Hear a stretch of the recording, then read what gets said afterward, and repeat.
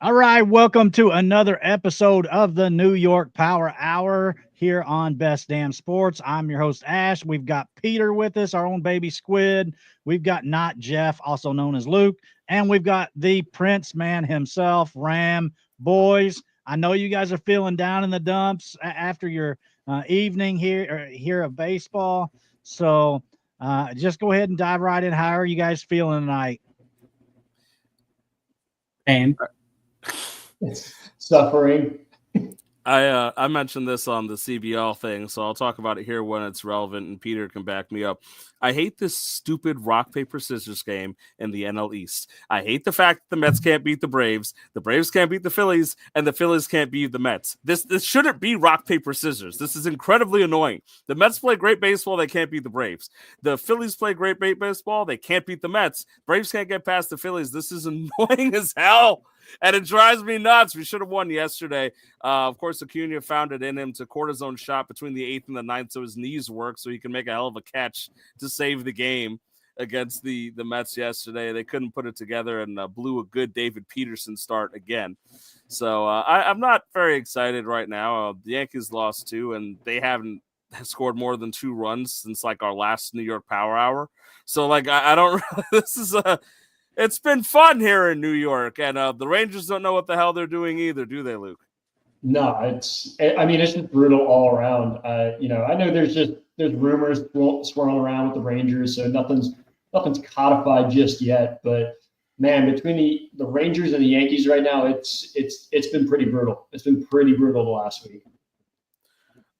Why don't you, because I want to give you some time to talk about it, and we're just going to end up doing sad boy hours for the baseball teams, right? What's going on in the Rangers world? You were the one who was telling me that it sounds like they're shopping Keandre Miller amongst some other names, right? So, like, what's going on the Rangers side of the world, and how do you feel about it? Yeah, there's been rumors swirling around about Keandre Miller, young left-handed defenseman, second line puck moving defenseman.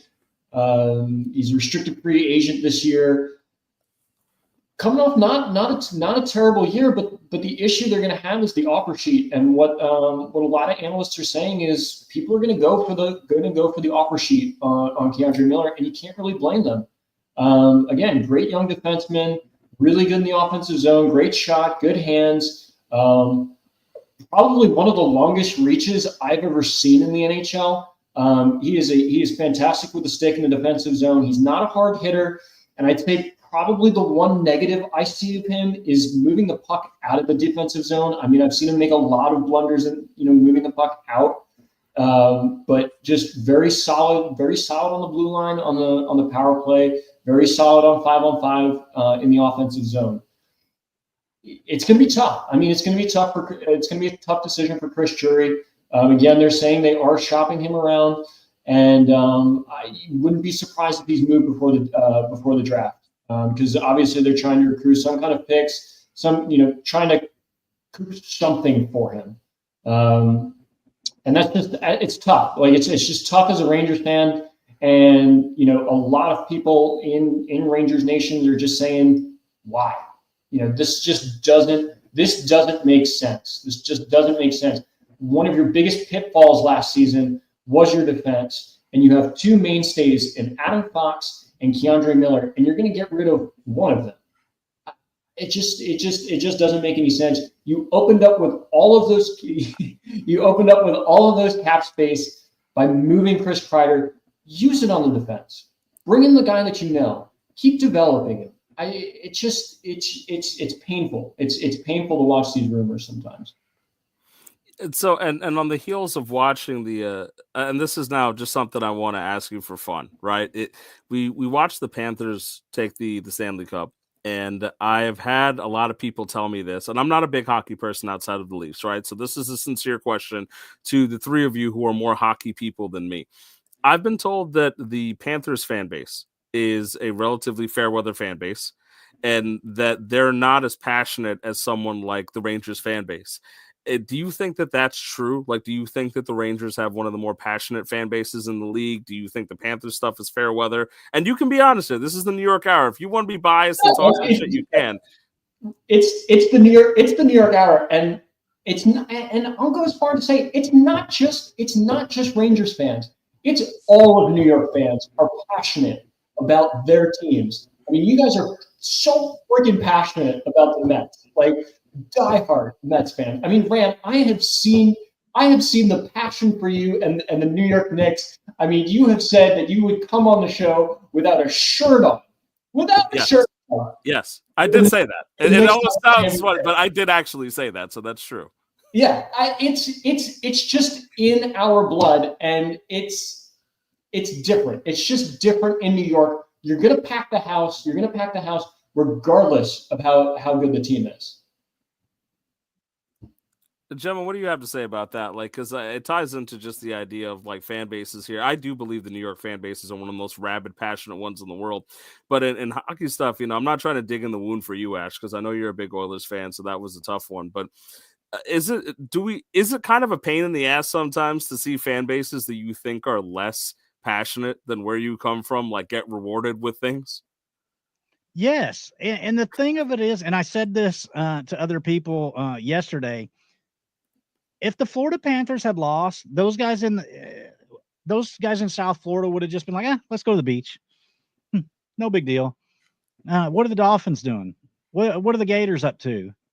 What are the Knowles doing this fall? Like it would have been 30 seconds later they've been over it. They won the cup, and the next day it's like, okay, well, what's the U up to in the fall? What is our college football teams going to do in the fall? I mean, you don't have to look that far back to look at empty arenas, an empty arena down there in Fort Lauderdale, or I forget the name, the suburb that they play in, but it's a typical Sun Belt fan base for hockey, like in most sports. I mean, look at the freaking Marlins. They sold out their World Series games, but where are the crowds now? Like, I mean, the fan base in that part of the country is very fickle. You remember the Heat when they won their titles with Dwayne Wade and LeBron, and then like a couple years after those guys left, like the arena was empty. Like they even had trouble with people getting to the games on time for the freaking NBA finals at times. Like the fan base down there is very fickle. Like it's like, hey, we're going to go down to South Beach instead. Like, I mean, there's no passion. Like, I hear you guys talk about the Knicks and the Mets and the Yankees, and I read online about the Rangers fans being diehard and the stuff that the Islanders have been through. It's like it's so much different. Like that part of the country is so much more diehard. It's more like what I would be into as well if I lived in New York. I'm sure I'd be right there with you guys.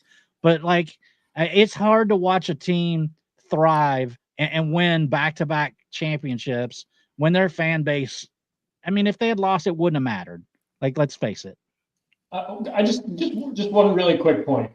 Islanders fans are fair weather fans. I'm sorry. Like they are not. Hey, they darn near rioted over the logo change. So like, yeah, they rioted over the logo change, but I don't see people showing up to Nassau Coliseum in the 2000s when the team sucked. I definitely didn't see them going out to Brooklyn to go play it wherever the hell they were playing at the time.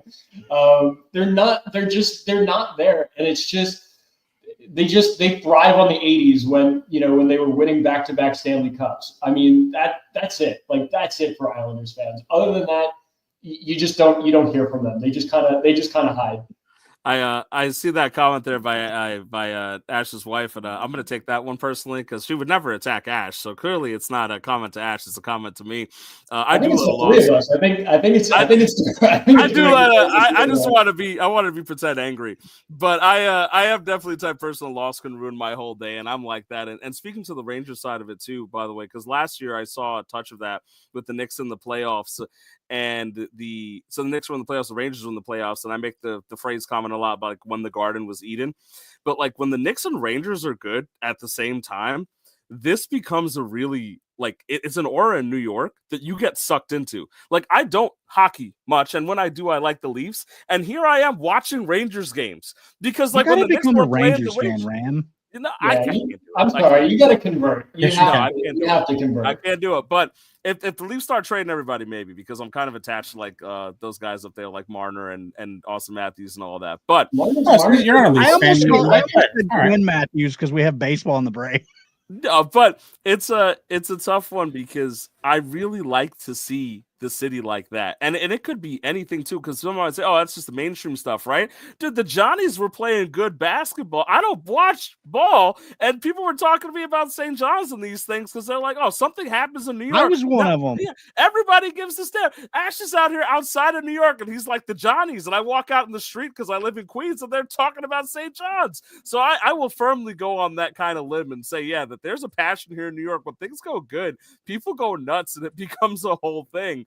And it can be frustrating as a New York fan at times because we haven't seen the level of success that, like Boston area has seen, or even Florida, or some cases LA, because the Dodgers exist and we couldn't take the title from them, and neither could the Yankees. So it's kind of a pain in the ass sometimes, like, not to sound whiny, but like, damn, it pisses me off that we have some of the best fans in the entire world in this little tri-state area for these teams. And Peter, we haven't heard anything from you. So I kind of want to, you got to have an opinion on this one here, because you're the rest of us. I mean, as far as the comment by Ash's wife goes, people have accused me of not even enjoying games. Like, I don't have the ability to enjoy sports. I'm just miserable the whole time. Yeah, it's pain. Before the game, I'm sitting there. Like a couple weeks ago, not my team, soccer team, Napoli won the league. The entire week before, they won out on the last day. I was nauseous for a week straight before the game. I don't physically have the ability to enjoy sports. After, if they win, it's great. I have a great time. It's so much fun. I'll never forget listening on the radio because I had work, so I was driving home, listening to Pete's home run against the Brewers, driving on the Garden State Parkway. Kind of forgot I was driving a car for a second. I apologize to anyone that was near me in that car. But you're forgiven.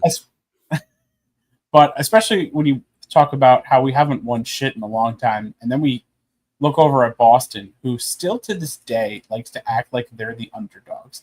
Boston's not an underdog in shit anymore. They are what that New York used to be. Let's be honest. It's not a great time in New York sports as far as championships go. And Boston, like, what's that kid with that sign that, like, he's been alive for 22 years and he's seen 18 championships, and every parade the number goes up that he goes. I'm sick of that fuck. I hate that kid. He's the worst. I've been alive since 1995, and I have not seen any of my American teams that I support win shit. Always. And I'm sick of it. And the Jets haven't made the playoffs since 2010. It's not even championships. No, I haven't seen playoffs. I don't remember what NFL playoffs feel like anymore. I genuinely don't. Like, I was a sophomore in high school. I'm 30 years old now. Like, give me a fucking break. It's been that long? Yeah. Yeah, the Jets have, I think, the longest playoff drought in almost all of the main professional. Now, I will say, we don't have the Dolphins have a longer playoff win drought. So suck it, Dolphins fans. Got that over you. By the way, we got the headline: Peter hates the Dolphins and children. Like those are the two things that Peter hates right now. I'm okay with that. Peter hates children from Boston. That's that. Peter hates children from Boston. I want to point out Kenny's thing here about an LA Power Hour, and it wouldn't happen because they'd show up half hour late to the stream and leave 15 minutes early to beat the traffic. So you'd really have an LA 15 minute, and nobody wants to do it for 15 minutes. It's all about length, baby. And speaking of length, let's turn it to something that I like to call, this is the segment of the week where I piss off Luke. So Luke, last week, you talked very prominently about Hunter Dobbins, and you said he had no length, that they were afraid to throw him out there, that there was nothing that he could do, that he was terrible, that he should be punished for talking about the Yankees. And I said, Luke, what happened to the Yankees of old? And you said, they'll be there. It's just not the same. They're going to be able to do it. So they had a chance to go out there and face Hunter Dobbins again in a week. Yep. And Hunter Dobbins turn around, guy who's not good, and said, how about 6 shutout innings? How about I get through the third time through the order? How about I say, shove it, Luke? And so I just, understanding this, right, as a Hunter Dobbins guy, as a guy who respects a man who goes out there and says he'd rather retire than sign for the Yankees, right? I'm going to ask you again now, because now it's even funnier. What happened to the Yankees of old, man? Why are we letting this kid just come in here and just disparage the history of the New York Yankees by walking all over them? And then when they have a chance, Aaron Judge goes 0 for 3 against them with 2 Ks, can't hit a curveball. Luke, I do hate to cut you off because that question was directed for you, but I will say this in defense of you. Ram, the Mets are you are writing checks that the Mets can't cash. We haven't won a game in what, 6 games, and you want to get on Luke about 100 Dobbs? Like, we got. Oh, see, he left. Look how sad. No, that was a tech glitch. But listen, this first off. Wait, hold on. Before we stop, can you just put that back up? Hang on. Can you put it back up? Gladly put it back up for you because we do have to talk about something. Yes. Because once again, you say, oh, he went through the third time. He faced 21 batters. 21 batters again. They would not let him go a third time through. Even at 82 Wait pitches. a minute. I got to call a little bit of BS, though. Yeah. Okay. 82 pitches. He went through 21 batters. Okay. Yeah. How many people are in a batting lineup? 9. Who usually bats the first 3 batters of a lineup? Dude. 2 best hitters. Huh. Okay, so if he went 18 plus 3 more, the best hitters, it would stand to reason he faced a third time, would it not? Yeah. Yeah, that's why Aaron Judge got to strike out a second time against him. Sure. But there you go. It's so let me before I go back to messing with Luke, Peter. Listen, this is not about the idea that the Mets suck right now. I understand that the Mets suck right now. It's the idea, but nobody on the Braves turned around and said, I would never sign with the Mets, and then we let him throw 6 shutout against us. Right? This is an attitude and personality. I kind of feel like Tom Glavine did that, but then he was terrible for the Mets. So Tom Glavine I hate him. I hate him because of the fact that he absolutely doesn't enjoy playing for the Mets, and we didn't enjoy his career with the Mets either. He was a secret agent and still liked the Braves, and so we just had to deal with that. But I see Chris is over here to talk about the Red Sox, and I don't know if he missed the part about Hunter Dobbins already, but no, I honestly just think I'm just speaking from the perspective of this happened to the Mets, Luke. Right? Just being honest for a second. I'd be steaming about this for like a week because it's so annoying to have somebody go in there and basically dunk on the team. And then like I'm annoyed right now because like Ash is in the corner there and the Braves have won 2 against the Mets, right? And Peter and I literally said going into the series, like we were not going to put any kind of nails in the coffin for the Braves unless the Mets win the series, right? Of course they didn't win the goddamn series. Like, of course. We knew it was going to happen. We're used to that. So I'm already despair. But it's just when I'm in despair at this moment, the only way to fix it is to make somebody else more miserable. And so that's why I had to try to ask about this $100. You gotta dunk on Luke a little bit. I mean, Kenny says the Yankees are done. I don't think they're done at all. By the way, he said that last year in July. You know, I don't think they're done. I do this because of the fact that the Yankees are still going to win the division, and the moments that I get to take shots here are kind of few and far between. So I enjoy this, but it would piss me the hell off, right? Like, isn't there a part of you that wants to like deck Hunter Dobbins in the face? Yeah, and there's that's what I want to hear. It's okay. This is also the New York therapy hour, right? Like it's okay. I mean, like I want to hit him in the face because you sit there and you're looking at that stat line. It's like, God, we just let him go 6 shutout against us after twice. He beat you twice in a row, which is rough. No, it's frustrating, and he's just facing us during our power surge, or not power outage here. Like there's nothing going on with the bats. Like it's like we're going up there and there's just holes in our bats and he's just throwing it right through. And this is just, all right. So, way to go, Hunter Dobbins. You beat us when we're at our worst. You know, like I don't know.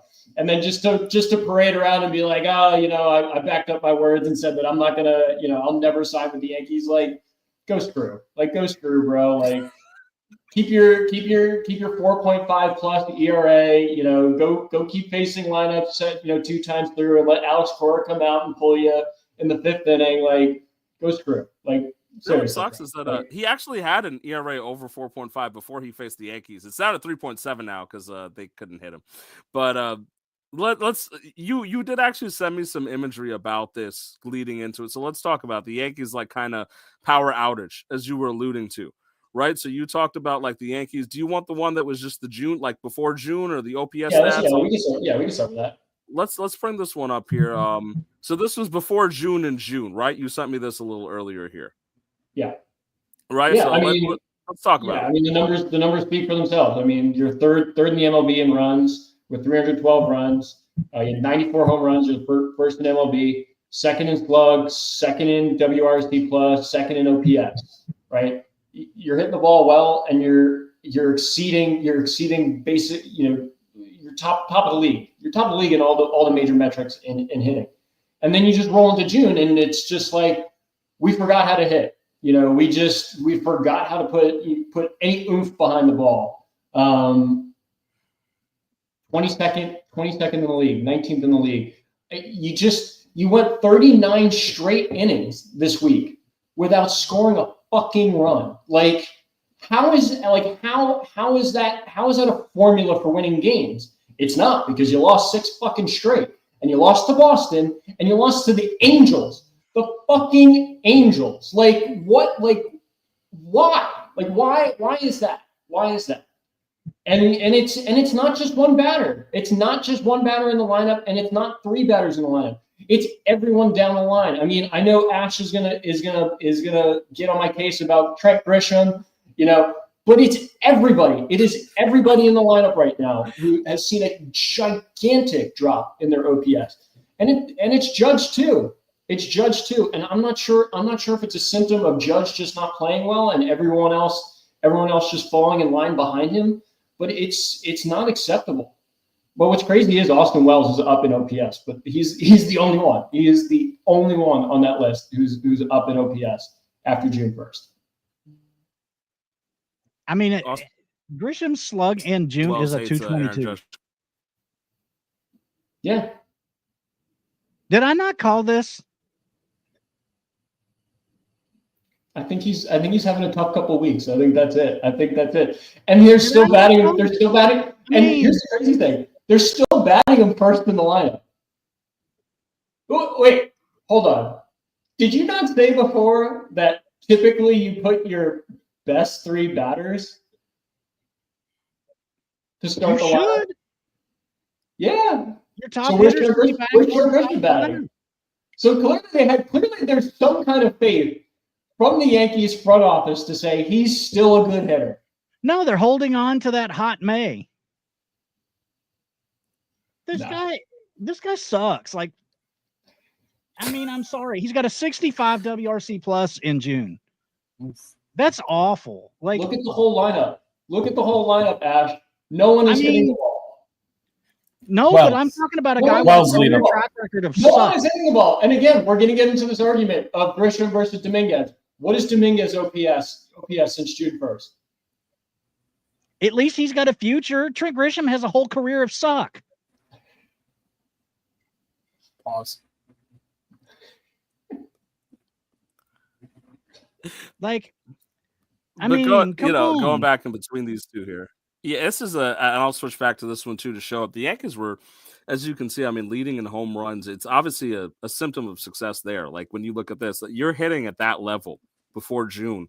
It makes sense that they were going to go ahead and win as much as they did. But now, I mean, we have to talk about this too. And so I'm going to take these off for a second because this is an interesting one. The Red Sox trading Devers impacts you, obviously, Luke, right? And so the Red Sox sweep the Yankees and then trade Rafael Devers in what I think is an idiotic trade. Yeah. Now, do you feel like almost a sense of calm in the sense like your closest competition really is the Red Sox? I mean, the Rays are surging. The Rays beat the shit out of the Mets, and the Rays are really good, right? Yeah. But I don't know if you – so this is, I guess, a twofold question. Do you feel like the Red Sox were the best competition to you towards like threatening your division lead? And even if not, how do you feel about that Devers trade? Because it does impact the New York Yankees side, and I have to ask you what you think about it, and I have to bitch about it. So are we talking when the season started or like last week? Right now, because the Devers trade happened right now. Yeah, if we were talking the beginning of the season, I would have said the Orioles were probably second in the division. I would have agreed with you. Right. I would say how poorly the Blue Jays got off, their start. I would have said no. And then just how bad the Orioles have been and how bad their pitching has been, how bad Rutschman and Henderson have not lived up to the expectations this season. They've fallen back into the fifth place, right? I really did not give any thought to the Rays, but like you said, they've been surging recently, and I don't know. They always make me a little bit nervous because somehow with such a small payroll and with, again, fair weather fans who only show up to half a stadium. Well, I guess this year they're playing in a minor league stadium. They figure it out. I don't know if they're just, the analytics are just different down there and they just figure it out. But they always make me a little nervous. But yeah, I would definitely say that the Red Sox of all four teams are probably the closest in contention. Just based on roster construction. But you take Devers out, and what did you get back? I mean, you got back Kyle Harrison. You got back Jordan Hicks. I don't think either of those guys are going to be difference makers like Rafael Devers is at the plate. And I know the Red Sox were hurting for pitching, but I mean, they have Hunter Dobbins, right? Like what else do you need? So I agree. And historically, Rafael Devers has just been a Yankee killer, just a total Yankee killer. And I mean, every Yankees fan is praying to the high heavens right now and thanking the Lord above for getting Rafael Devers out of our division right now. So, and Garrett Cole. What was that? And Garrett Cole. Yeah. No, and since it is pertaining to New York, so we can talk about it for a bit. I mean, Peter, Ash, I'm sure you'll talk about it for general baseball, Ash, and have a much longer form thought on there. But that Devers trade, I mean, the Yankees have got to be counting their goddamn blessings, like Lou said, right? That they don't have to deal with Rafael Devers for the next decade anymore. Yeah, I mean, it's the only way you can rationalize it making sense is that the Red Sox are waving the white flag for this year, and they got all that money off of their books for the future. Obviously, the GM now isn't the guy that signed Devers to that long-term contract, so he probably had no qualms with moving the money, even outside of all of the reports with Devers' attitude. But I mean, like, the best player they got back in the deal, they immediately sent to AAA. Like, it just the Red Sox gifted you the division pretty much. Like, I feel like it's not even a debate much anymore. So, congrats. I think that I've got to jump in. Like, I've got some strong opinions on that trade, but like, I'm not even going to go into that. But I wanted to touch on the Hunter Dobbins thing, because how many athletes, when they get interviewed nowadays, just kind of give you these vanilla answers, and like, they're afraid to, because of the world of social media and everything else, they're afraid to give, like, I mean, they're afraid to give this sense of attitude and like stoking the fire of a rivalry and that kind of thing. And so it's very, very much, it's just a breath of fresh air to hear a guy go out there and be like, F those guys. We hate them. I don't like those guys. I want to beat their ass. And then he went out and did it. Like, that is really cool from a sports fan perspective. I know Yankees fans are probably hating him and can't wait till their third chance at Hunter Dobbins. But my God, that's fun. Like, as a sports fan, that is fun. And it make it even worse is that it's Yankees, Red Sox. I mean, if this guy played for the Marlins, nobody would care. Like, it'd be a weekend series, a random weekend series, it'd be over with and nobody would care. But it's Yankees, Red Sox. This is one of the best rivalries in all of sports. And we're going to get to experience this over and over and over again.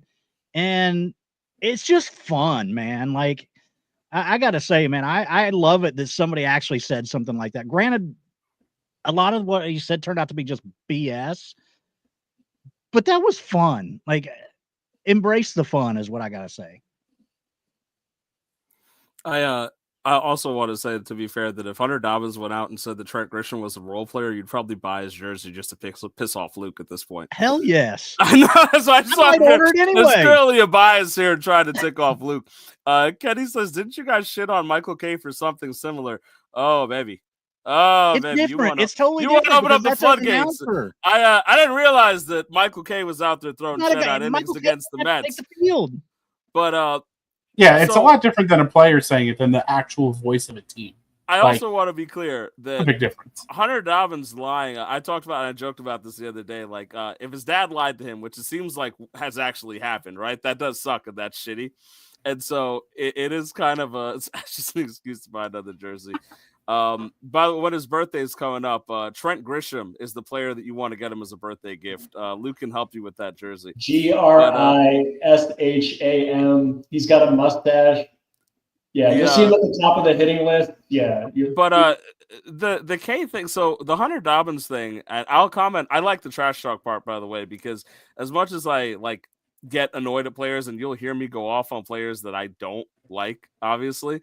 You got to respect, like, I come from a WWE loving like personality, right? And I think all four of us on the pod are like that. So I like a little trash talk. I like a little energy and that kind of like that type of trash talk. I don't support the lying. I do believe the fact that he feels like his dad told him stories and that he kind of owned up to the fact that, all right, maybe his dad lied. He's just repeating what his dad said.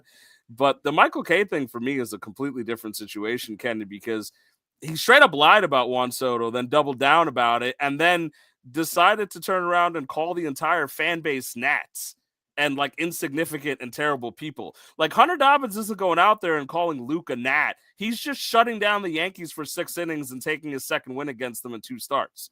That's different than Michael Kay. Like Michael Kay is way different and way off situation than Hunter Dobbins. I don't know if any of you guys disagree or agree with Kenny here, but I think it's night and day situations. And none of the Mets get to step in the batter's box against Michael Kay. Like they don't get to take it back out on him. Like, no, what are they going to do? They get to meet him out in the parking lot. God help in the City Field.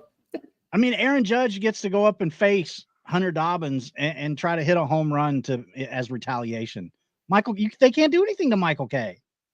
I would love to hear the expansion on why that's hypocritical, because I think that's a logical argument as to why there's a difference of like Hunter Dobbins striking out Judge and you guys being sour than Michael Kay lying about our players. Like, I don't respect like Hunter Dobbins' dad lying, but according to what Hunter Dobbins said, that, you know, that's what his dad told him. If Michael Kay came out, and I've said this before on my rant, I said it with Peter, if he came out and he said he got bad info from a source, I would not be like putting his ass to the fire, because it is possible he got bad information. It's the fact that he doubled down and then got mad at people for it as if he didn't just lie to our faces. You know, I mean, so Hunter Dobbins, I mean, I feel bad in the situation that, like, I guess it seems like his dad lied to him, which sucks, right? To find that out on a public scale. That must suck, by the way, to find out like after a national quote that the Yankees, of course, investigated it, because you can never say anything slanderous about the Yankees.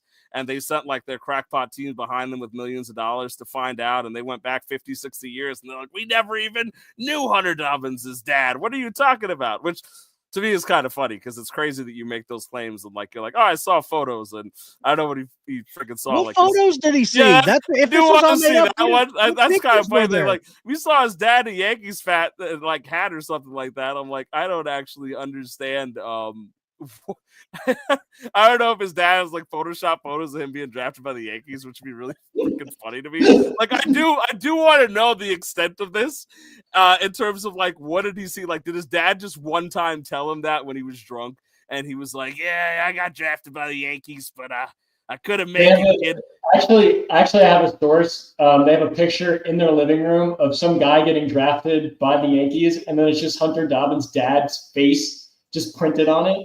That's what like.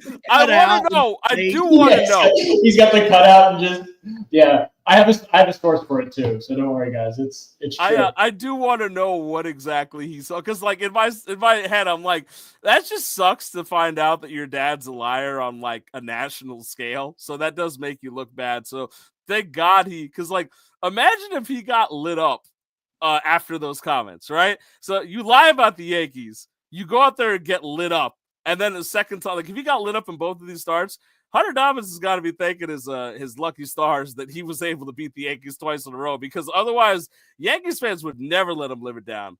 Luke, you would see like they still send mean tweets to Alek Manoah Right? Like, I've watched Yankee fans. Like, Alek Manoah hasn't really existed in like a year and a half.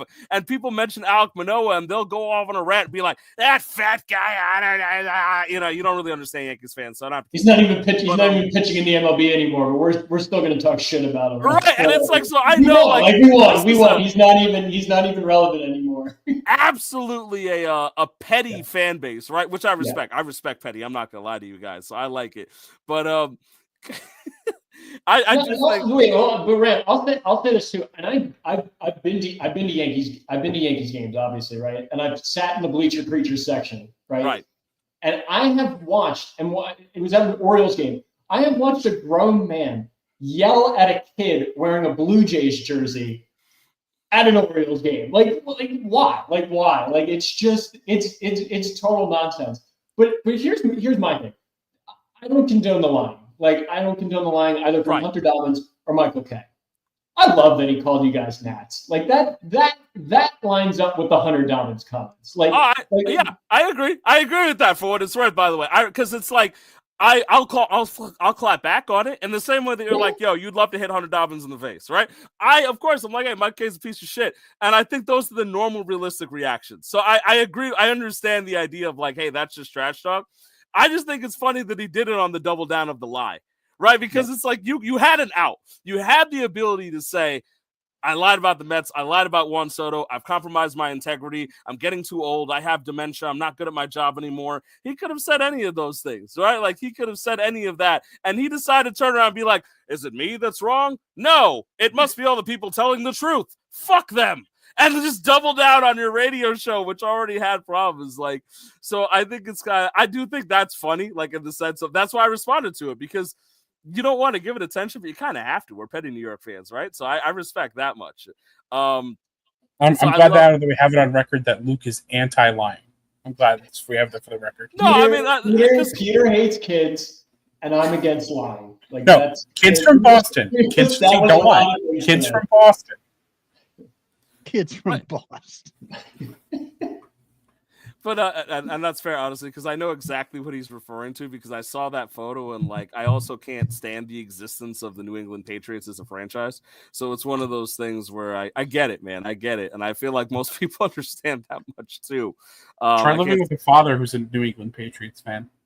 It's so annoying to hear people say anything nice about Tom Brady. I'm like, I'm going to Fanatics Fest this weekend, and Tom Brady's going to be there, and people are like, oh my God, Tom Brady's going to be there. And I'm like, great, can I hit him? But like, it's just one of those things where he's phenomenal. He's a phenomenal announcer. Like we can all agree on that, right? Like, Tom Brady is also he leads into that stuff. Like, I have my own commentary about like the maybe not so ethical things he's done in terms of football and things like that. So putting that aside, though, he is also one of those people that leans into the rivalries and knows how to trash talk and things like that. And it grates me because, like, obviously on the side of like watching the Jets, I'm a Saints fan, but watching the Jets for a long time, they've never really been able to get one over him. We get like minor things. So it's I'm not actually, by the way, this is funny. I'm not actually going to hit Tom Brady. I want to be very clear, or anybody else there. But it's also a fun environment because, like, with something like Fanatics Fest coming up here in New York, we'll be like right next to these guys. And so the things that get shouted like all the time, because like Rob Gronkowski was here last year, right? And they know what they're walking into. Right, like they had Derek Jeter and David Ortiz, I think, do a pod last year live, and like they know what Poppy's walking into the middle of the city. Like, it's not like he's giving the key to the city of New York. They're gonna say "screw you" and scream and those kind of things, right? And so it's equally. Wow, that's impressive. I don't even like Hunter Dobbins that much, but I don't think Hunter Dobbins likes Hunter Dobbins that much. Hunter Dobbins' father certainly doesn't like him that much. Well, Hunter Dobbins' father more than people love Tom Brady. God help me. No, I should make it clear now, I guess, to be said. I'm not actually going to hit anybody on Friday. But you pissed off our legal team. Way to go, Ram.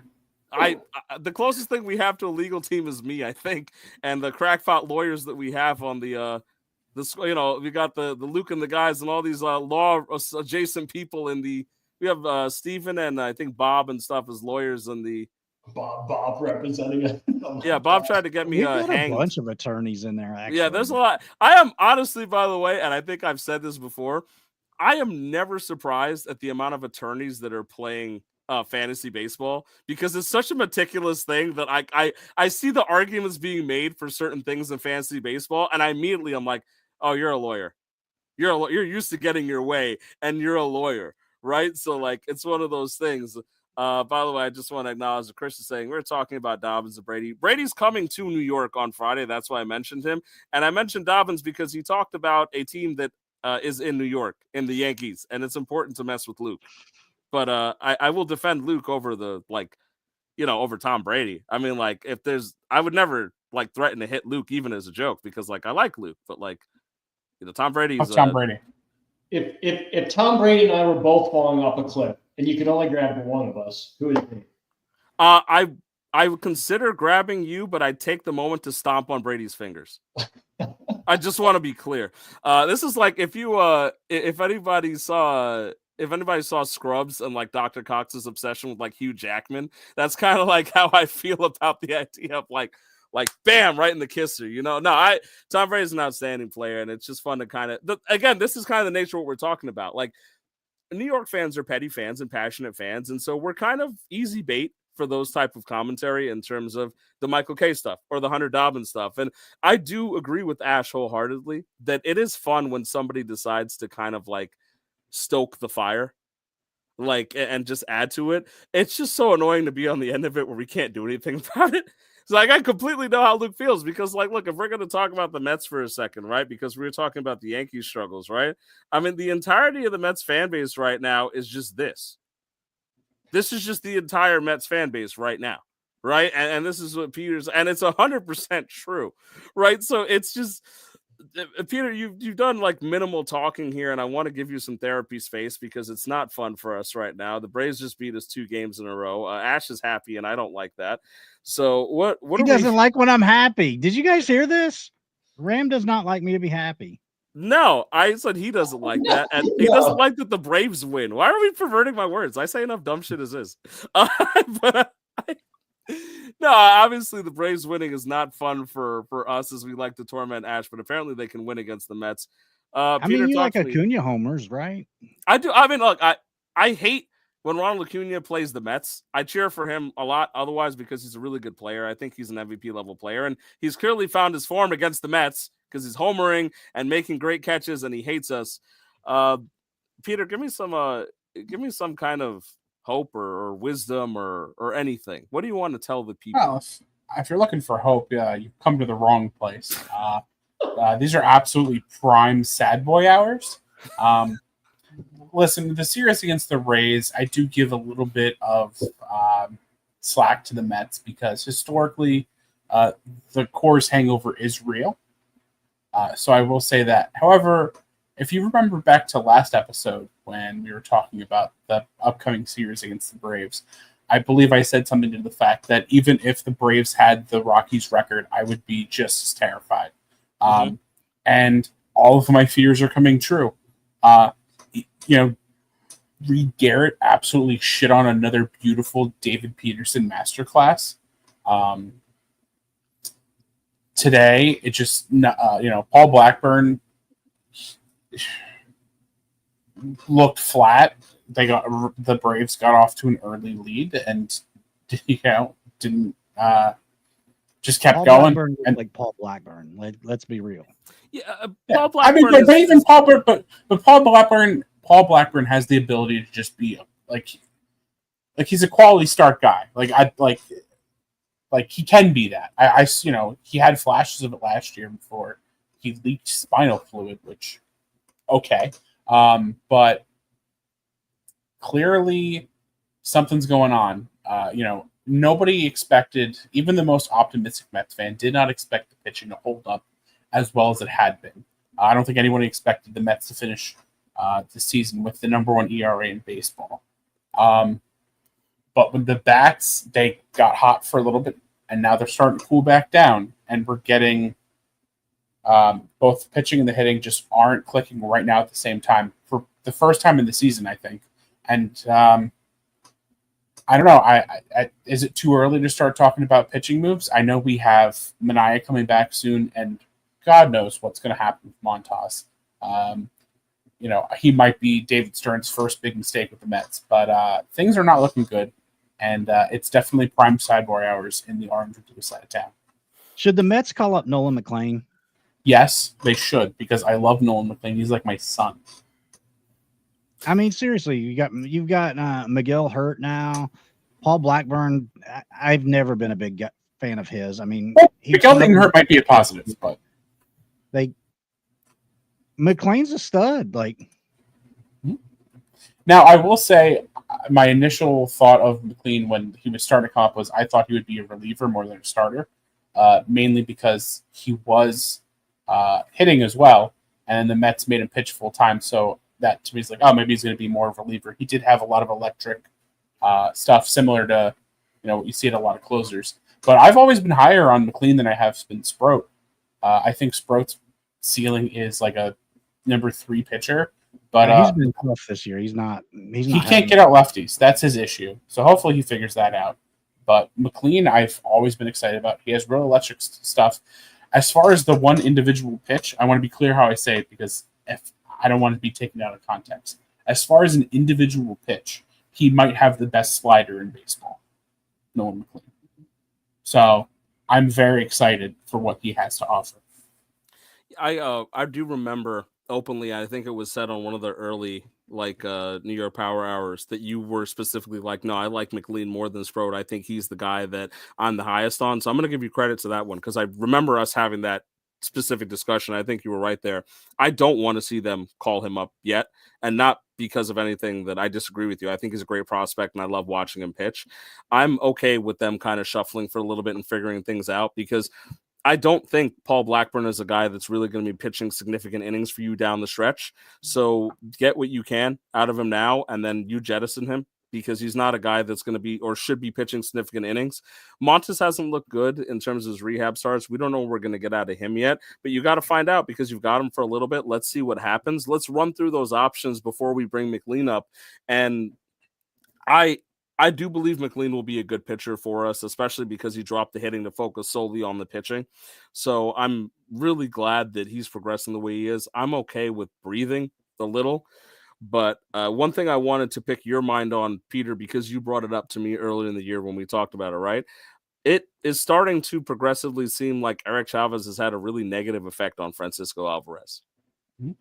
Yeah, I mean, to the fact that it seems like most Mets fans that I see are, even the most positive Alvarez fans are saying that it might be time for a stint in AAA. And this is last year you can do it. Obviously, I still love the guy. I think he can be our catcher for the future. In fact, he is younger than most. He came up super early. Like, he's only, I believe, 23. Like, most catchers his age are still pretty deep in the minors. So I don't take this as a negative against Alvarez. I think he will be fine. But clearly, whatever Chavez is doing really messed him up. He wants him to be an opposite field hitter, and that is not what Alvarez is. He's a power pull guy. Always has been, I think always will be. And I don't like Chavez. I do think the Mets need to go find a new hitting coach. And I will be saying that for the rest of the year, even if they turn it around. No, that's fair. But you know what? I don't want to just pile on to the sadness here. I do think that both teams have some positive things, at least in one player to talk about, and I want to give us the time to do that before guys like Chris and the Red Sox fans get to run rampant over us, right? And I'm gonna punch it over to Luke to start, actually, because he also provided me another lovely image. I appreciate that you put in the work here, and let's take a moment to talk about, as you call him, Sharky Warren, right? Why'd you bring up Warren? And what is it that you wanted to speak about in terms of what's going on with him? Yeah, I mean, he's looked so much better over the last, I would say, 4 or 5 starts. I think he had a bad start in Los Angeles. The other night, I think he was 11 strikeouts, 6 inning pitch, 3 earned runs against the Angels. Obviously, no run support from the offense, so he ended up taking the loss. One of the things I want to point out, though, look at the sinker movement, the top right-hand corner. That orange circle there is the MLB average for movement on a sinker. And look at where his falls. Almost always below that circle. That sinker has so much bite on it that my boy is now Sharky Warren. Like there is so much movement there that it's been such a big pitch for him, and that's been his go-to, and it's helped a lot. And if you look at his fastball run value at 11, and that's the 96th percentile of the MLB right now. So the combination of the four-seamer and the sinker has worked so well for Warren right now. Yeah, I gotta ask you as well: is the Sharky Warren thing something you're trying to coin, or do Yankees fans actually do this? I need to know for reference's sake. No, I'm starting it. Cool. This is a me thing. So like, if I see somebody, not gonna get any traction at all. But like, if somebody else calls them Sharky Warren, I can confirm that they listen to the show, is what you're telling me. Yes, absolutely. All right, good. I just need to be clear, because I don't want to go out there into the world and be like, yeah, Sharky Warren, and they look at me like I've got. What the hell are you talking about? Yeah, like because I will do it. I like you enough. I think you should do it if you're a supporter of the show. I will do it. I will, but I need to know what I'm walking into, right? Because like if I walk in a bunch of guys telling me that I'm an idiot, I'm okay with that. But I need to know what's going to happen. You get me? Like I'm willing to deal with it for the sake of the show. I just need to know what I'm walking into. I would say generally Yankees fans have been very, very happy with the performance of Will Warren. Again, I would say a couple bad starts in the season. He had a bad start in Los Angeles, which, I mean, take it or leave it, right? I mean, you have to go up against, the powerhouse in Los Angeles. Other than that, he's looked great this season. And like I said, the sinker has so much movement on it, and it's really been his go-to strikeout pitch. I can't remember, but I think he has 90 strikeouts at 60 innings pitched. He's got an 11.74 K per nine right now. That's pretty dominant. Yeah.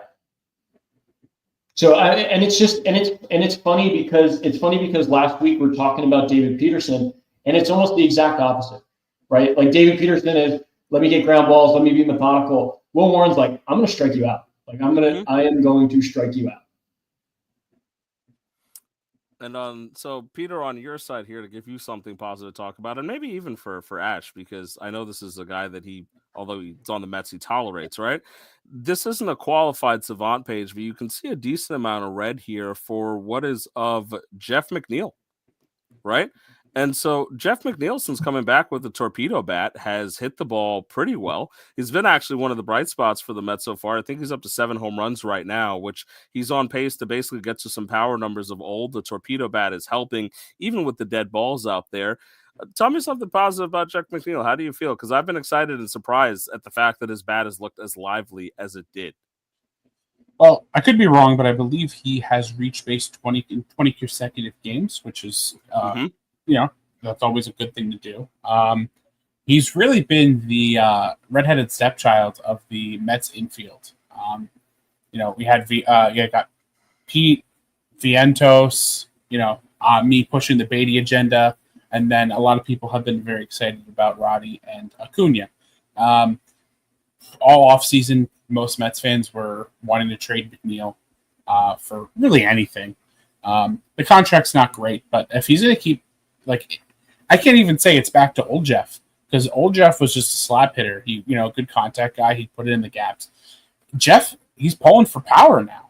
And, it's good to see, especially now when no one's really doing much, anything we can get, it's a huge positive. And yeah, Jeff, with all the disrespect that he got from Mets fans at the beginning of the year, it's good to see. I like Jeff. He's a good guy. I think this is a great guy to have on a team. This month, he's just unreal. His slash line in the month of June is 294, 368, 569, a WRC plus of 165. So he's definitely on about a hot streak as you can get. This guy brings you positional flexibility, so you can play him all over the field. I mean, to me, this is the type of guy that you have to be a winning ball club. And so I'd absolutely love Jeff McNeil. I would would love it if he was an Atlanta Brave. I will tell you that right now. I've always been a huge fan of his in my fantasy leagues. I roster him in a bunch of leagues. Like I really like Jeff McNeil, so I'm happy to see that he's playing so well right now. Yeah, I'm happy to see it because there was a lot of questions about what was going on in the Mets infield, and Peter alluded to that, talking about guys like Beatty and Mauricio's around.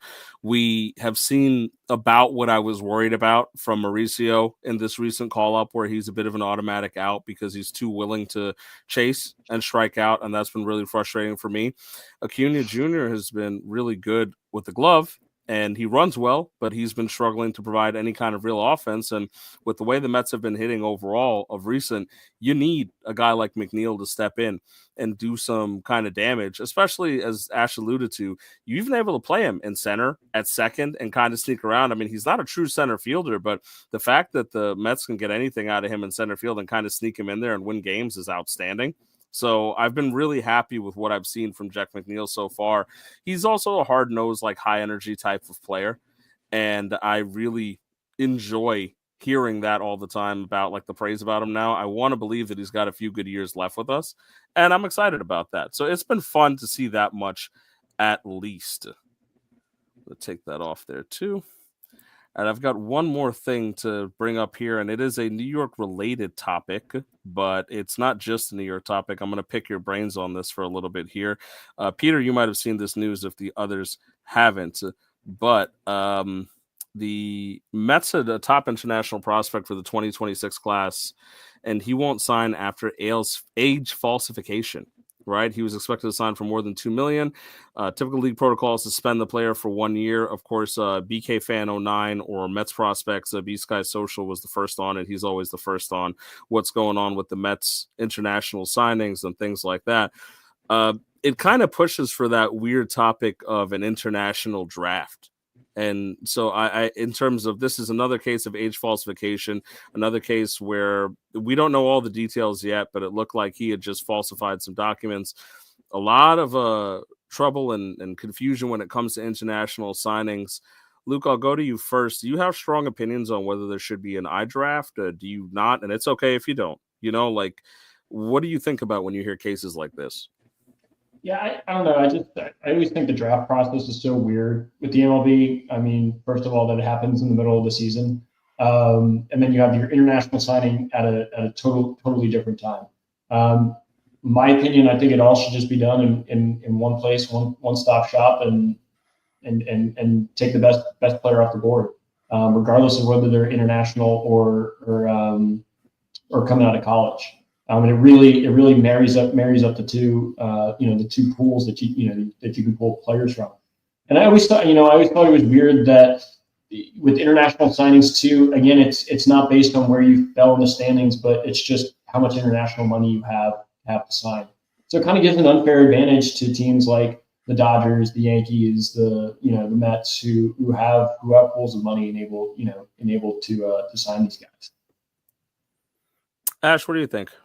I think that, first of all, like, I kind of agree with Luke, and I don't understand. Like, there's always talk about international draft. What these guys should just all be lumped into the same amateur draft, in my opinion.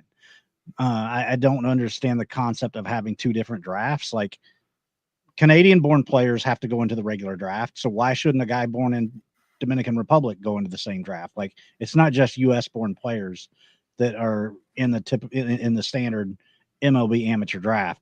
And why should those players from North America basically be put at a disadvantage and in regards to their counterparts from other players in the country? Like, to me, it just makes no sense. They should be lumped into one singular draft. But the other thing that is really disappointing about the process that's set up currently, to me, is you have kids that are 14 years old making these handshake deals and being managed basically by these, back alley street agents in essence. Like, to me, it's really scummy, and people are taking advantage and preying on these kids. I mean, who knows what these kids are being coerced into injecting into their bodies. I don't want to get too like tinfoil hat, But I absolutely believe these kids are being given steroids because they are being manipulated. I mean, a 14-year-old kid does not need to be making a life-changing decision.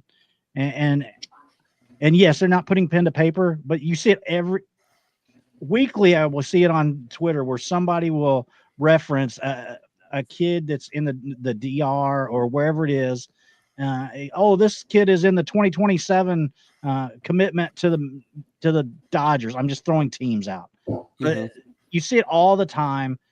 We need to stop this nonsense. I mean, this is like child labor or something, like these kids cannot be making agreements, multi-million-dollar agreements where they're being coerced by these street agents and handlers and everything else. And I guarantee, like, I don't have proof of this, but I guarantee they are not having their health and their well-being put first in this process. Peter, anything to add? No, I mean, it does, like, kind of just piggybacking off what Luke said. It is strange that they just don't have, like, all the players drafted together. Honestly, I'm not that deep into prospects of baseball where I'm paying much attention to, like, the international prospect scene. So I don't really have too much to say on it. But yeah, that is strange that, like, they don't have, like, even if you want to keep it two separate drafts, like, why is it like you can trade for international trade pool money, like the Blue Jays did to try to get the pitcher that the Dodgers got. I forgot it. My name's his name's Sasaki. Sasaki. Yeah. So, like, you can trade for international pool money like that, but, like, I don't know. It's just kind of a weird process, and it probably should be overhauled in some way. Yeah, I'll leave. I don't want to get too far into it because I can go on a pretty long rant, and this also might be something that gets brought up on Ash's regular general baseball show, and I kind of want him to because the iDraft is a big topic. It was frustrating to me that it was somebody that the Mets were going to sign because it is odd sometimes to be able to see, like, we've got guys like with videos of 13-year-olds that are like, hey, like, we've scouted this 13-year-old. He's going to be a commitment to the 2029 class type of thing. And it does feel a little odd in that regard. I'm a big proponent of overhauling the draft system in that regard, not having a specific iDraft, but having a draft that, as Luke and Ash alluded to, like, that encompasses everybody and investing in the regions in that way. I know there's a lot of the issue, weirdly enough, is that the Players Association, the Players Union, has been against it because they feel like the players don't get to pick their teams and they also don't get as much money as they might in this process right now. Like, the top prospects at this age might get like 3 to 5 million in terms of, like, that full bonus pool, and for them that's life-changing and family-changing money. But again, it does feel like, to an extent, a bit of a predatory system.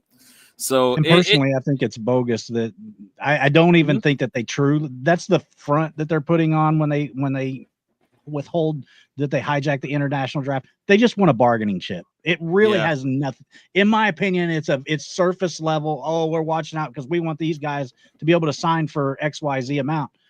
Well, if they're a first round pick in the major league draft, in the amateur draft, they're going to make a lot of money. I mean, they're going to get a big signing bonus if they're a top 10 pick, regardless of whether or not they were an international signing or went through the amateur draft. It's just, they're just hijacking the process hostage because it's a point where the players union can use that as a negotiating chip as leverage. And to me, that's just, I don't like it. And I'm normally a very pro player side, but I think in this instance, they're simply using this as a negotiating tactic. And I think that I think it's gross because you're talking about 13 and 14-year-old kids. Yeah, it's and I think you should. I'm going to ask you at least to bring it up, like, when you do your general stuff, if you get to talk with Ty and the boys, because I love to hear opinions on this. I get worried about it. Like, I'm from the Caribbean, and I like to hear what people think. And it just so happened this happened to be a Mets player, but the fact that they feel compelled to falsify their ages or potentially take steroids at a teenage age is a rough one to me, right? And this isn't a specific topic for necessarily us, so I'll swing it back to New York as we round out the hour. But I thought it's always relevant to talk about because it is baseball relevant, and we all love baseball at the end of the day. But since we've touched on our hour and we've gotten through our topics and gotten our despair out of the way, I'll have one to get in some last thoughts. Ash, as the non-New Yorker, do you have anything to add to the New York Power Hour to end off the night? I just want to thank everybody that's been watching. Make sure if you've been watching on the X stream, please come on over and hit subscribe on the YouTube channel. You can just type in your browser, thebestdamnsports.com. It'll take you right to our YouTube page. Hit the subscribe button. Like this video. It's totally free for you to do so. So easy to do, and appreciate that support and what we're doing. Feel free to put any comments about things that you enjoyed about the show. If you disagree with us on the international draft or amateur draft stuff that we just spoke about, would love to hear that as well. I will say, like, my last point on that topic, with the player that you just mentioned, at least you're finding out now and not after the player's become a star. I don't know if you remember Adrian Beltre lied about his age and then only revealed that he had lied about his age once he saw that he could become a free agent by revealing that he had lied about his age and that the Dodgers had signed him at too young of an age. So therefore his contract was null and void, making him a free agent, which it still blows me away that was able to be done. But anyway, that's kind of my last take on it. It's hard to follow up on Adrian Beltre, but Luke, what do you got for me? I'll parrot Ash. Thanks to the viewers, everyone watching. Just like I said Friday night, thank you to Ash for putting all this together. None of this would be possible without him. So thanks to Ash, and to the New York Yankees, man. Go hit the cages. Figure something out. Switch out your bat. Grab a sledgehammer. Do something. I mean, something has got to change in that lineup because it is just a mess right now. Figure it out, boys. Well, speaking of figuring it out, here's my last take for the night. If you can see on Reddit, there are 2 New York Mets Reddits. One has like over 100,000 members and one has 40K members. Guys, to echo Luke, get your shit together. There should be one Mets Reddit. Stop it. All right. I know we like to complain. I know we like to whine, but you guys need to focus on creating some kind of unity here and figuring it out. We only need one of them. Stop it. Let's work together. We can be petty together. We can be miserable together in a large little echo chamber that's slightly larger than what we already have. All right. We need to make sure this works the way it's supposed to. You guys can do better. Damn it. Peter, what do you got? Let's finish it up for the night. Again, like echoing what you guys said, thank you to our viewers. We do genuinely appreciate it.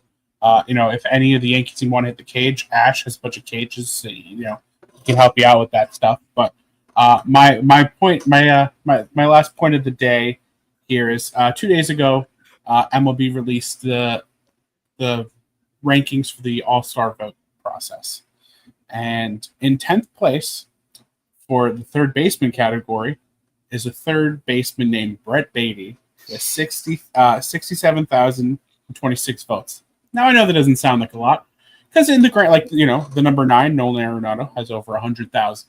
So Peter, what's even the point of bringing this up? Oh, I'm glad you asked. The point is that these are 100% write-in votes. Brett Beatty is not one of the options that MLB gives you. You have to go out of your way to type Brett Beatty. So the fact that clearly it's not just me, like obviously I am the Brett Beatty guy here for this channel, but there's dozens of us out there, and you can do 5 votes a day, multiple emails. So like I said, there's dozens of us. We are, just keep voting for Brett Beatty. He's a really easy name to remember. So especially for all you AL guys out there, just throw a vote for Brett Beatty. Just think about it this way.